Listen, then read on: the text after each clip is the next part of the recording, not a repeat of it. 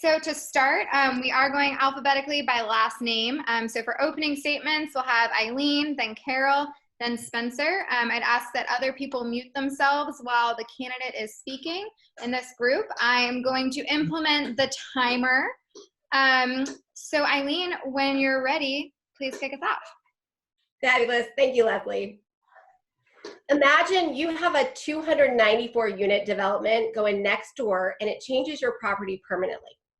That's actually what happened to us in 2015. Our land became squishy and wet most of the time. We walked our property many times with state, county, city officials. We ultimately learned there was no law that covered the changes to the underground water. We realized this wasn't just our issues. Citizens all over Charleston were experiencing similar effects of flooding and changes to their most important asset, their home. It is working on these issues and other environmental issues with local, national leaders and seeing the difference that a seat at the table makes that finally prompted me to run. And I am running to be that vibrant leader and public servant that recognizes we are all in this together. My name is Eileen Dougherty. My husband, Matt, and I, we live on James Island. We have 2 girls, one still in high school and the other's in college. I have over a decade of experience working with environmental defense, where I worked with communities to craft solutions to defend some of our most important natural resources. I'm a lifelong Democrat and community advocate. Most recently, I served as the president of James Island Folly Beach Democrats, founding and co-chairing the South Carolina Democratic Party Healthcare Caucus, and as one of our Charleston County reps to the South Carolina Democratic Party Executive Committee. For years, I've attended our local public meetings to urge our elected bodies to protect our coastal community from flooding and overdevelopment, plastics pollution, and offshore drilling. I give my time and energy to putting acts and deeds behind my beliefs and passions. So thank you so much for joining us tonight, and I look forward to forging a relationship with each and every one of you. Great, thank you, Eileen. Carol, you're up next. Hi, good evening, everyone, and thank you so much for being here to preserve our democracy. I'm Carol Temple, and I'm running for the SC House 115 to represent the people in our coastal communities. Throughout my life, I've tried to make a difference on issues that really matter to our children, their families, and our community. I grew up in a working family home. My parents instilled me the importance of an education, even though they themselves did not have a full high school education. I'm a wife, I'm a mother, I'm a grandmother. My education includes a bachelor's and master's degree in biology, and I have my doctorate in educational leadership. As far as my careers are concerned,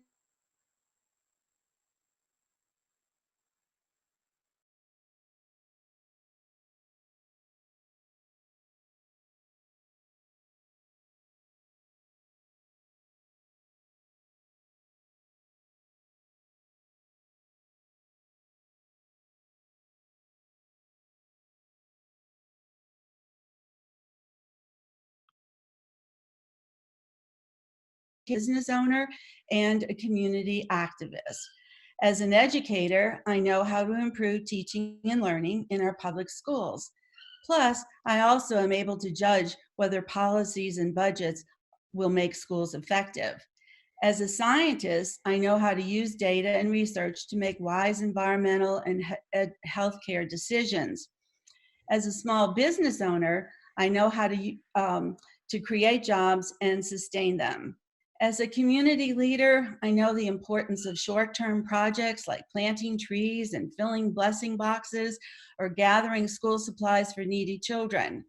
But I also know the importance of long-term sustainable projects that get accomplished when you collaborate and form partnerships.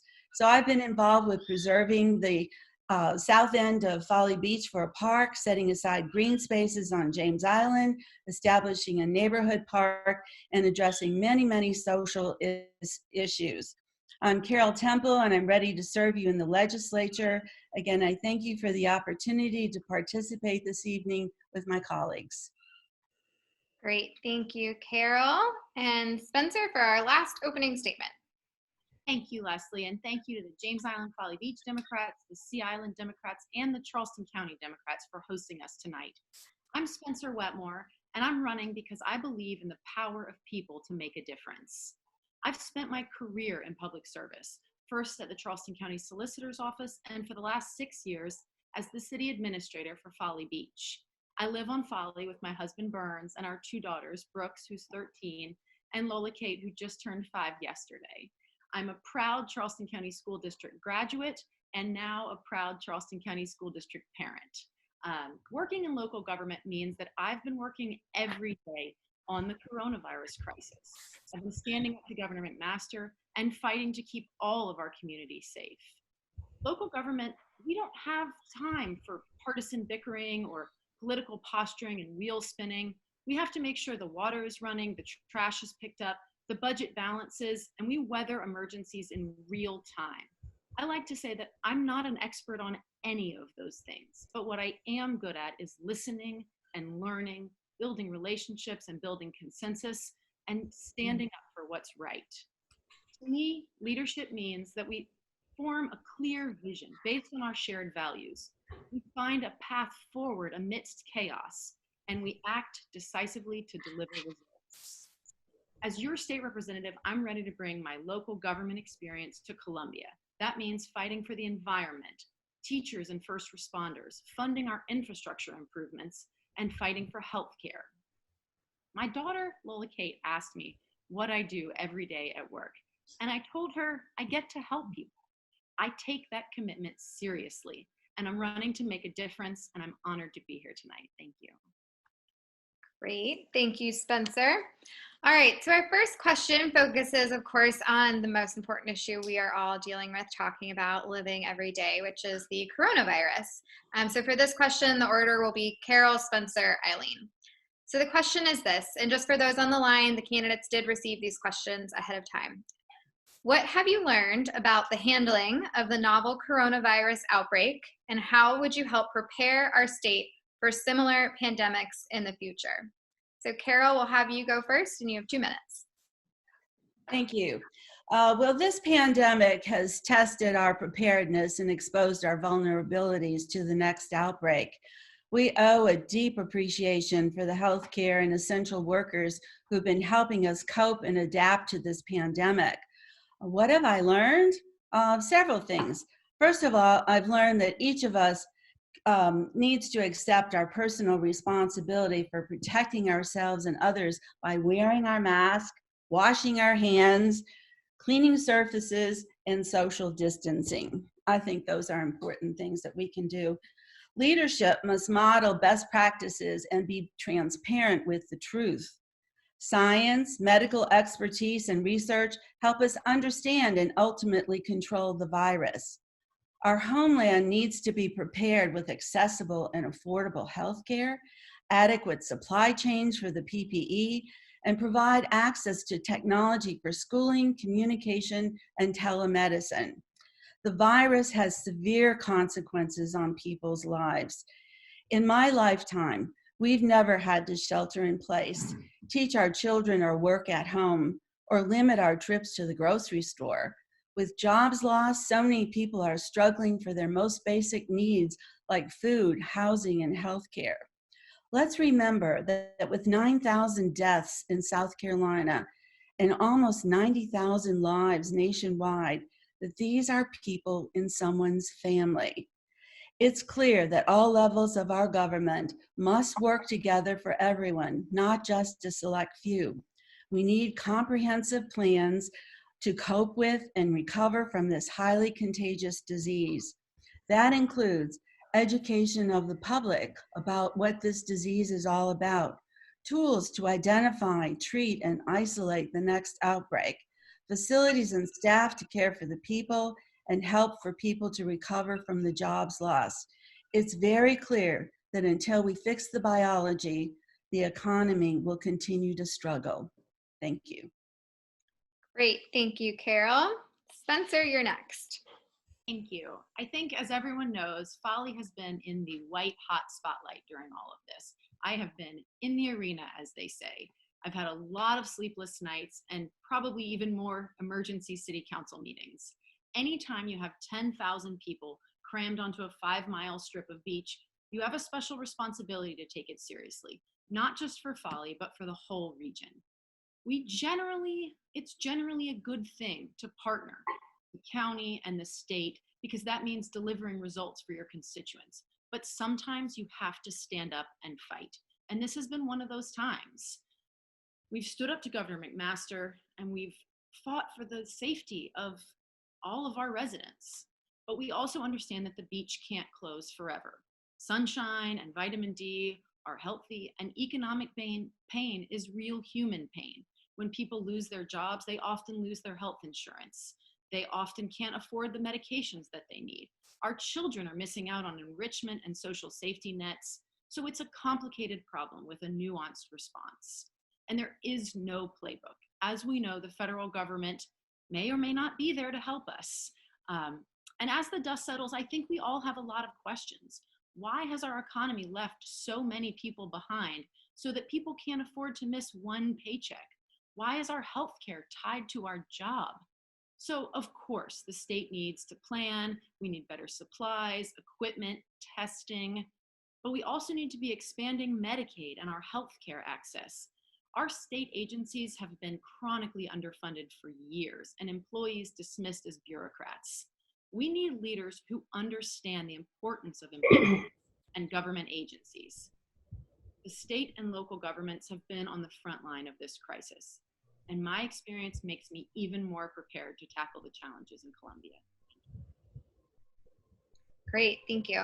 And Spencer, we had one comment that to increase your volume a little bit for the next round. I could hear you, but it sounds like some folks would like the volume up a little bit. All right, excellent. And Eileen.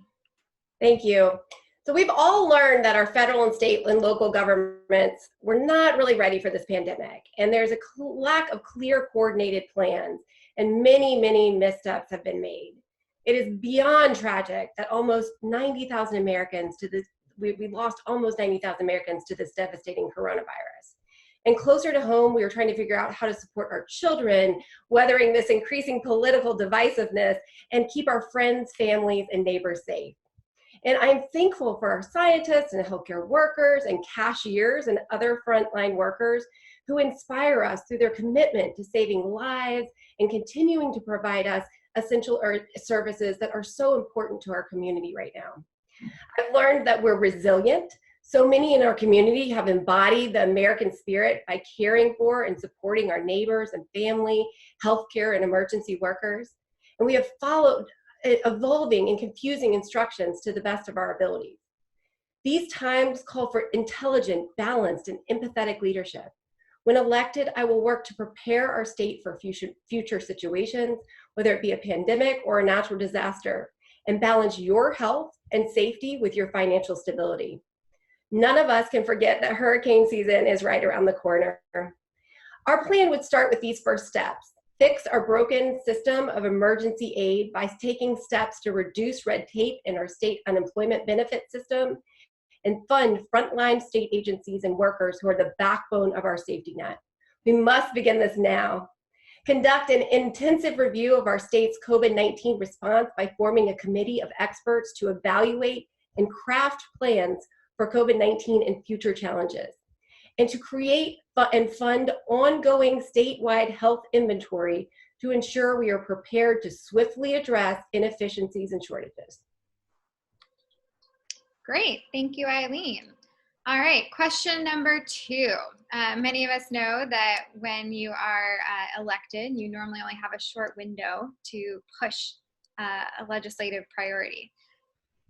As our state house rep, what would be your number 1 legislative priority? The order for this will be Spencer, Eileen, Carol. So Spencer, we'll turn it over to you. Thank you, Leslie. I've talked to a lot of voters lately, and the consensus is it's almost impossible to pick just one. Obviously, the pandemic is at the top of people's minds, but as far as a regular legislative agenda, I have to say that the environment is my top priority. We are a district of islands, so if we don't take things like level rise, flooding, development, and offshore drilling seriously, we won't be able to worry about the other issues. At Folly, I've been part of some of the most progressive environmental policies in the state. We were one of the first to ban plastic bags, and we helped almost all of our neighbors through their ordinance process. And we coordinated the strategy to combat the legislative lobbyist-fueled ban on bag bans. We were one of the first sea level rise reports, the very first marsh management plan in the state, and most recently a dune management plan. We have the most restrictive beach setback in the state, and we have literally gone to court to stop additional beachfront development. We've also been a leader in fighting offshore drilling. We were an early plaintiff with the scalp lawsuit against the federal government. I've worked with leaders of both parties in the State House to pass the budget proviso that prohibits offshore drilling infrastructure in South Carolina. We've hosted town halls with Congressman Cunningham and the Hands Across the Sand event. We've done a voice to educate everyone on the state's tourism economy. So I'm ready to take this to Columbia. Unfortunately, I've gotten really good at weathering hurricanes, but I also believe in science. Where is the statewide emissions and climate change plan? We need standards for business and government buildings, mass transit, renewable energy subsidies, just to start. I've lived in Charleston my whole life, and the marsh and the beach are a part of me. We've been given this amazing piece of earth to steward for generations to come. Great, thank you, Spencer. Eileen, you're next. My number one legislative priority will be the safety of you and all of our citizens. So what can that look like? What does the safety of our citizens look like? It's to keep you safe from harm by addressing and fixing dangerous highways and roadways and treating state agencies and police, fire, emergency workers with the dignity they deserve through appropriate funding. To keep your children safe from economic despair by transforming our public education system with pre-K, competitive teacher pay, and mental health services such that each child has a pathway to college, trade schools, or a good job. To keep you safe from poor health through a healthcare system that doesn't bankrupt you or leave your family behind. And to keep you safe from violence by making sure that all of our police are well trained and respectful of all South Carolina citizens. And lastly, to keep your home and environment in this beautiful state safe from destruction, keep our oceans safe from offshore drilling, seismic testing, and plastics, and keep our marshes clean and healthy. Keep our homes and properties safe from flooding, and keep our cities and towns safe from sea level rise and climate change. Keep the air we breathe and the water we drink safe from pollutants and chemicals.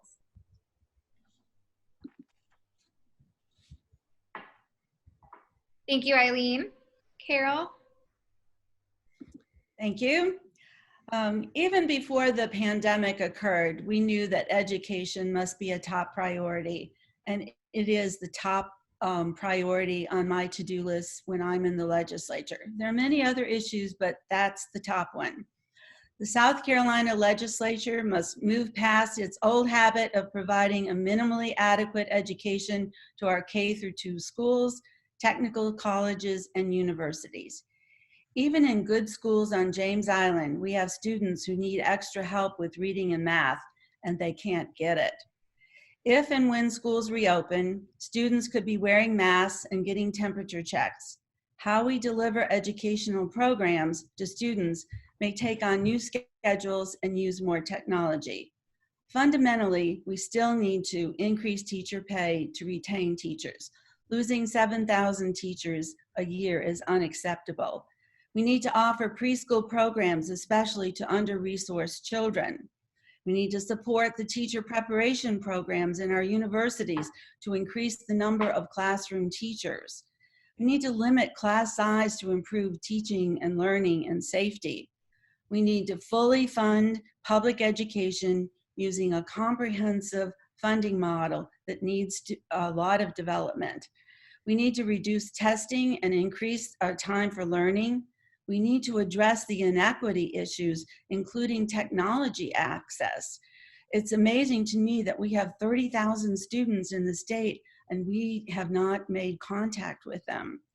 We need to be ready to help students with the educational, social, emotional needs that are resulting from this pandemic. There will be a new normal to how we provide education to students. It will be especially important for school communities to work on ways to keep our students from falling behind and help them safely return to school with a quality education. Now, more than ever, educators are needed in the legislature to address the educational challenges from the pandemic and the downturn in the economy. Many policies and budgets will need attention, and I'm ready to serve. Great, thank you, Carol. So our next question has to do with an issue on many of James Islanders' minds, of course, and also if you're on the Sea Islands, which is flooding in our environment. I think it was about a month ago now where we had a crazy rainstorm where we had incredibly significant flooding right outside of our door. I've never seen anything like it before. And it's an issue that a lot of our district struggles with here. So as a state rep, how would you address flooding? And the order for this will be Eileen, Carol, Spencer. So Eileen, I'll hand it to you. Thank you, Leslie. So when elected, one of my highest priorities is going to be urging state support for fixing flooding and addressing climate crisis in the Lowcountry. I will follow the lead set forth by some of our municipalities and fight for the funding necessary to swiftly address our serious flooding and drainage issues. Many of you probably know that the 2 to 3 year process of identifying and prioritizing our drainage and flooding projects is complete. And the Dutch dialogues that identified problem areas and challenges was a part of a larger effort to identify flooding solutions. So we finally have a solid foundation of understanding what needs to be done and what needs to be addressed. But knowing what needs to get done and actually doing it are two different things. So we must enact more stringent building and stormwater regulations, period. I know the city of Charleston and the town of James Island, they're both working on doing this, but this process is slow, and Folly Beach is working on some zoning and building regulations as well. But we also must fund these flooding fixes. And I'm really proud to be on the steering committee of Fix Flooding First, which is a group I've been working with for a couple of years now, along with Coastal Conservation League, Save James Island, Preservation Society, the African American Settlement Historic Commission, and others to urge elected officials to prioritize funding for flooding and drainage fixes and bring the community into the flooding discussion that happens on all levels of government. We are in a critical tipping point in Charleston, and as a member of the Charleston legislative delegation, I will encourage public attendance of meetings. And I will also, while this committee has worked with state and local agencies to address some of the drainage concerns, I will urge for the allocation of more funding from the state budget to go to fixing flooding in the Lowcountry. The Lowcountry is our economic engine for the entire state. So let's invest in flooding fixes to invest in our community and our economy. Great, thank you, Eileen. Carol, you're next. Well, we know that flooding is a huge issue in District 115. We have many neighborhoods that are flooding more frequently due to the rising sea levels and stronger storms. 30 years ago, our yard flooded with Hugo because of the storm's intensity and its high tide. Now our yard floods on a regular basis from a big storm. The rains and tidal flooding are damaging our homes and businesses, and they delay our commutes to work and school. I am aware of many neighborhood groups and citizens voicing their concerns. Like them, I listen, I learn, I write, I petition, I speak out. At the Rethink Folly Road Forum, I spoke with a civil engineer about our flooding and drainage problems. He said there are plans to address these issues. However, funding and coordination are needed from the municipalities, and I would work on that. Here are some suggestions from my research. We need to revise zoning and land use ordinances, eliminate those that harm residents and the environment, repair our outdated water and storm drainage systems, including those roadside ditches, avoid development that fills in wetlands and fragile areas, avoid development that allows fill and build and results in more water in our yards or homes. We need to plant more trees and put in rain gardens to absorb water, rebuild our marshes and wetlands to protect the shorelines. We need to update our flood maps with the latest scientific information. As a legislator, I will advocate for government grants and partnerships to update stormwater and drainage systems, repair dams, and develop better zoning and flood standards. As a scientist, I know that we must reduce our carbon footprint and use more solar and renewable energy.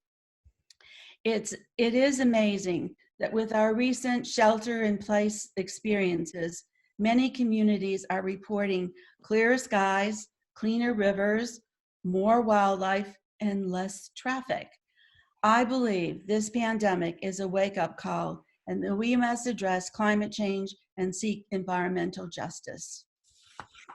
Great, thank you, Carol. And Spencer. Thank you very much. Flooding is a major part of my work at Folly, and I can tell you that there is no magic bullet, but there are several strategies that we have to do. One, everyday maintenance. This is the cleaning of the ditches, the pipes, the check valves. Two, capital projects. Obviously, these are usually a joint funding. The state, through DOT's ownership of the right-of-ways, can fund these projects, or funding can be given directly to the counties and municipalities for them to control the projects. Third, and this is near and dear to my heart, zoning and stormwater infrastructure. We need strong rules now. The state can amend the South Carolina Comprehensive Planning Act to require that flooding be considered by every municipality in their zoning rules. I know no one wants to sit through months and months of comprehensive planning meetings and rezonings, but the rules have to come before the controversial projects. Once there's a permit in place, it's too late to change the rules. So we need things like lot coverage, stormwater infrastructure, marsh buffers and setbacks. The Dutch dialogues included a recommendation for elevation-based zoning to protect our natural floodplains. These are all strategies that we have to implement. And finally, you have to stick with and focus on the master plan across jurisdictions. It cannot just be a plan that sits on the shelf. This includes connecting our natural elements and our man-made elements for a comprehensive system. My favorite takeaway from the Dutch dialogues process was when somebody asked, so how do you know which strategy is right for which area? And they sort of looked back and they were a little bit confused, and they said, well, it's all of them. And so tackling flooding means that we have to commit to all of these at the same time. Thanks. Great, thanks, Spencer. All right, just a quick time check-in. So we have one question left and then closing statements. We are running right on time, so thank you very much for adhering to those time limits. I'm going to give you all 3 minutes now instead of 2 minutes for the last question and the last closing statement, just because we have a little more time and if there's something you guys want to add in. So for the next question, each of you will have 3 minutes. So for our last question, obviously this is a very important election in June, but this is really to prepare us for November as well. And in November, there will be a Republican on the ballot. And so we need to make sure that we have a great, strong candidate to flip this seat and turn it blue. So our last question before closing statements are, why are you the best candidate to take on the Republican nominee in the fall? And the order for this will be Carol, Spencer, Eileen. Again, I'm going to give you 3 minutes so you can take a little more time. So Carol, I'll turn it to you. Well, great. Thank you so much. Why am I the best? Well, I have lived in Charleston for most of my life. I know this community, I know its history, and I know its challenges.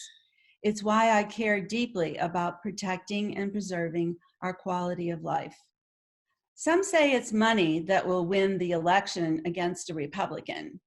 I say that by spending half of what the incumbent spent last time, I garnered 49% of the vote. And that came from both Democrats and Republicans, because I am a common sense, well-educated candidate with real-time experiences in education, science, small business, and community service. All these experiences are needed in the legislature. I am very grateful for a diverse group of over 50 volunteers who are helping me contact voters in many ways. And to me, that's significant, because without supportive people, we cannot win this race. And I have that support. If you check my ethics reports, you'll know that I have over 271 low country donors. And these are low country donors, and the average donation is around $100. So I am getting real money from real people. My endorsements come from many people who know the work I have done professionally, politically, and in the community. I value communication, even with the social distancing we're having to do right now. I'm reaching out to voters in so many ways with all the virtual tools. And believe me, I'm learning a lot about how to use all of them, and I'm very glad to have the technology. I want to share some words of a couple of supporters because I think this speaks to why I would be the best candidate in 115 and to beat a Republican. Representative David Mack writes, I enthusiastically support Carol Temple. Carol has the skill set and values to be a phenomenal legislator from day one. She will not only benefit the residents of District 115, but the entire state of South Carolina. And I value that because the issues that I'm running on not only affect our community, they affect us statewide. And I want our state to be at the top of all those factors that we get judged on. Nancy Moore of Folly Beach writes, Carol is the only one on the June ballot with depth in science, small business, and education. Carol's commitment to improving public education and protecting our coastline makes her the best choice for our local community and South Carolina. Carol is the only proven getter on the ballot. I say, let's keep moving forward. Let's fight for justice, and let's win this race together. Thank you. Great, thank you, Carol. All right, Spencer, you're next. Thank you. So as I said at the beginning, I am truly honored to be here tonight. Everyone that's running is running because they're committed to serve this community, and I'm proud to be in good company. But in answer to your question, I'm the only candidate with government experience. I have a proven record of fighting for what's right and getting things done. I've worked for years to serve our coastal community, and I have the experience and relationships that I can take to the State House. I interact daily with all levels of government, from federal, state, county, to our neighboring municipalities. I've been a Democrat since before it was cool to say that out loud in Charleston. My stepdad represented Shannon Faulkner when she sued to get into the Citadel, and she lived with my family. My mom has been an environmental, land use, and heirs property attorney my whole life, so I come by my love of this honestly. In college, I founded the Princeton Justice Project's Prison Reform Project, and I wrote my senior thesis on restorative justice practices. I worked through school at the Public Defender's Office, both in Nashville and in Charleston, and I've spent a decade in public service every day. I say all this because I went to law school because it's a powerful tool for good. I don't always use my law degree, and it's by no means necessary, but I can tell you that I'm not afraid of litigation, and I know how to use the law to fight for good. Republicans have held this seat for 10 years, and they've already said they're taking it personally.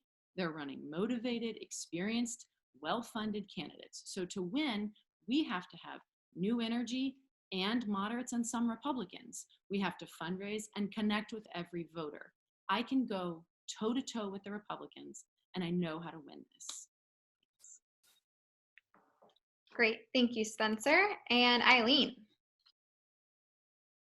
you're on mute. Gotcha. Thanks, Leslie. So I don't want to just tell you what I think. I do want to share what a few other people have said.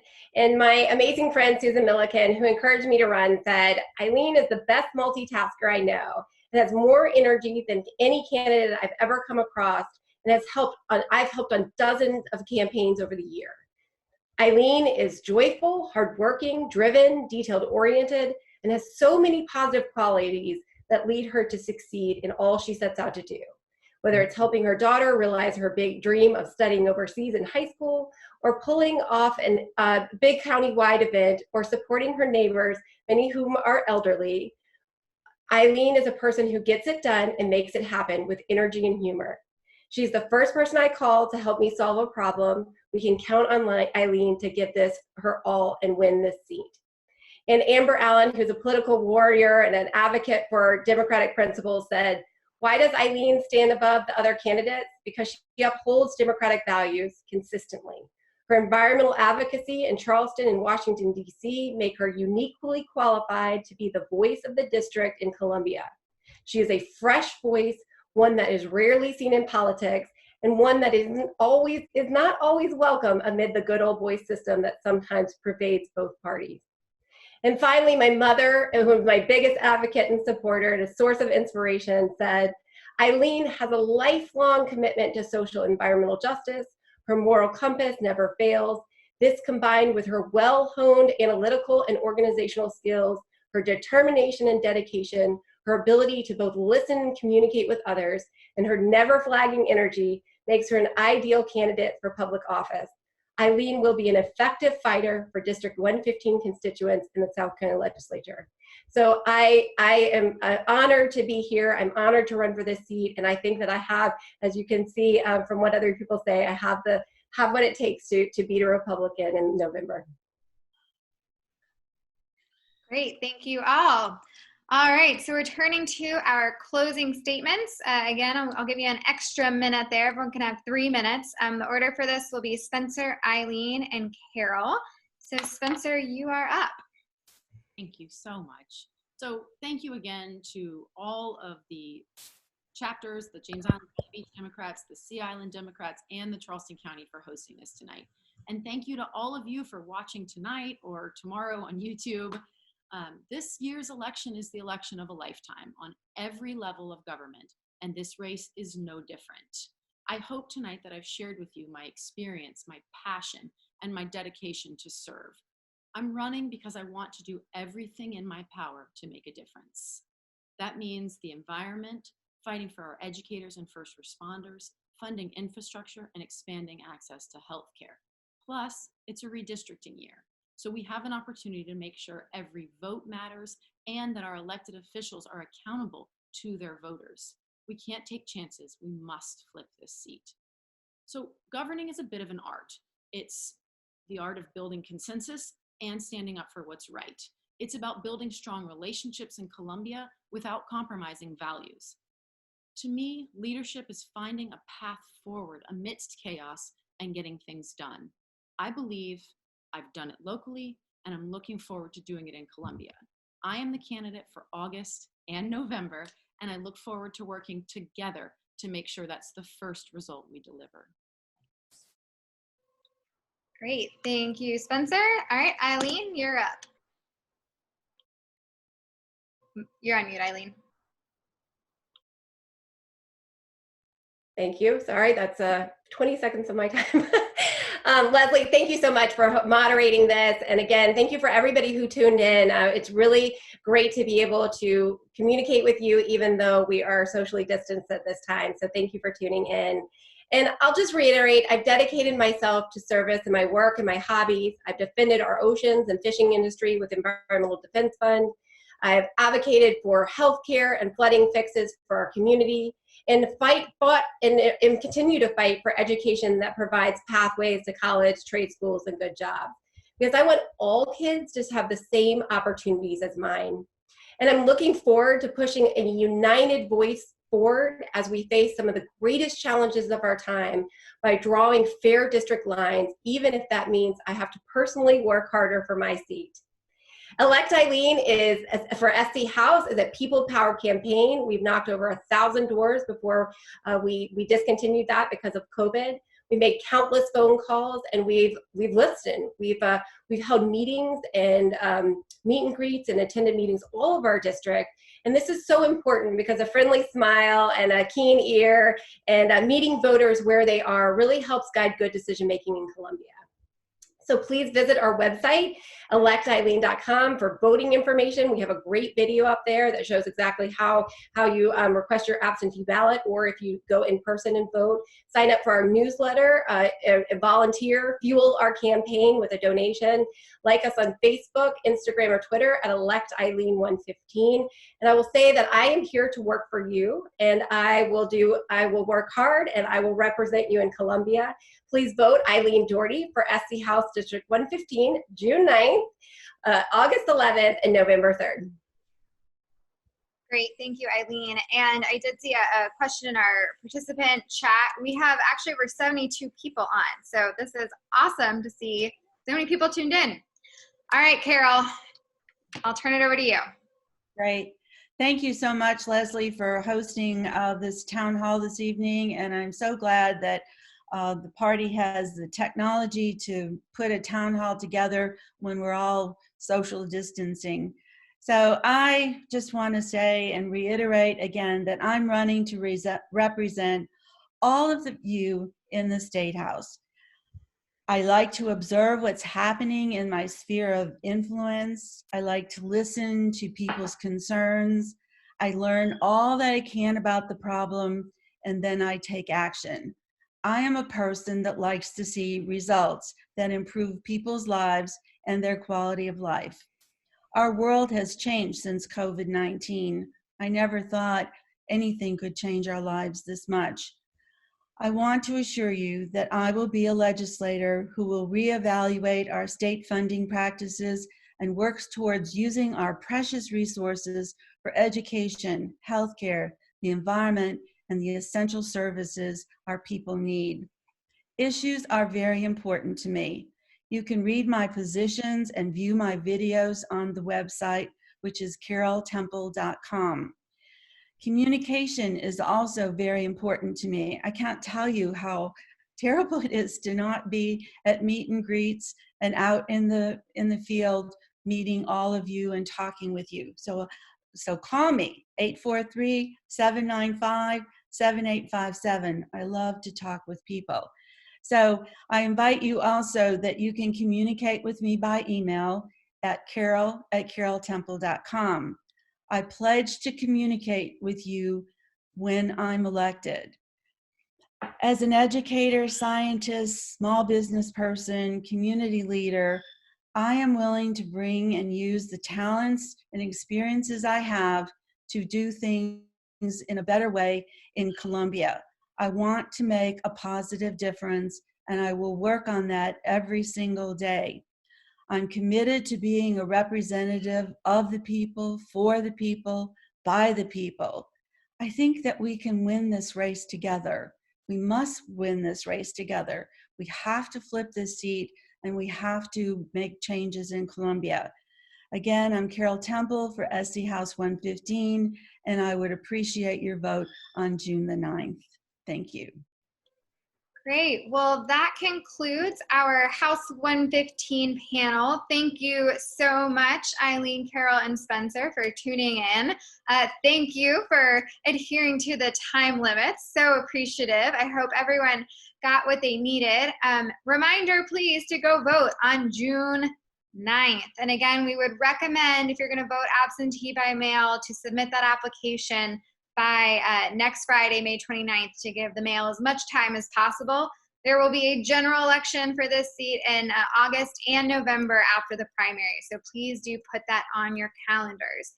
Remember, you can go to votebluesc.com, that's the county party's website, to request that application. You can also go to scvotes.org, and a recording of this will be available on the county party's YouTube channel afterwards. So we had 72 people during this. Wonderful. Thank you very much, ladies. I think everyone can agree. It's great to hear from the candidates on these issues. We are going to take a quick break and reconvene at 7 p.m. for the State Senate District 41 Forum. So I'm going to do some panelist magic and get you guys off the screen and get our candidates for 41 on the screen. So if people need to get a sip of water or get up and move around, please do so. And we will have some folks from West Ashley joining us at 7 p.m. and we will get started. So thanks so much. Come back in 6 minutes.